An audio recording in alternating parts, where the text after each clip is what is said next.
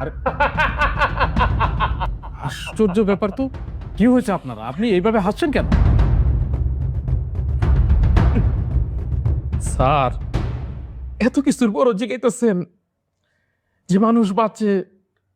আমি তো স্যার এই কবে মরে গেছি স্যার।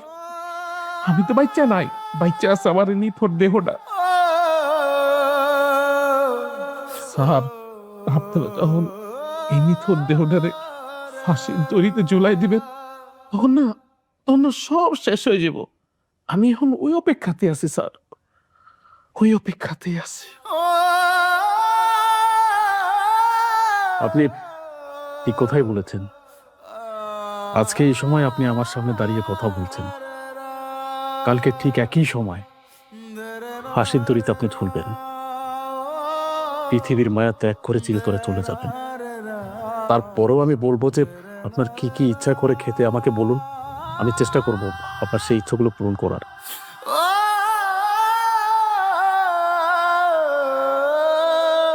স্যার, আমার না কোনো খাওয়ানোর ইচ্ছা নাই স্যার।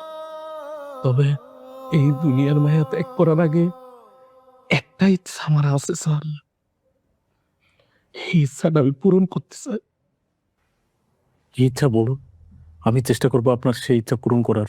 প্লিজ বলো। থাক স্যার, এগুলা কথা কইয়া লাভ নাই স্যার। আমার মতো কত মানুষ কত ইচ্ছা মনের মধ্যে লয়ে মরে যেতেছে স্যার। আর আমার একটা ইচ্ছা, আমার ইচ্ছাটাও না হয় হ্যাঁ গোমতো আমার ভিতরে থাকলো, ইচ্ছাটা লয়ে আমি মরে গেলাম।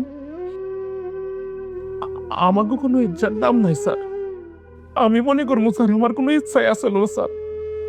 যদিও আমি আমার ইচ্ছার কথা কই, আপনারা আপনারা এই ইচ্ছা পূরণ করতে পারবেন না স্যার। তারপরও একবার বলে দেখুন না, কারণ আপনি এখন মৃত্যু পথযাত্রী।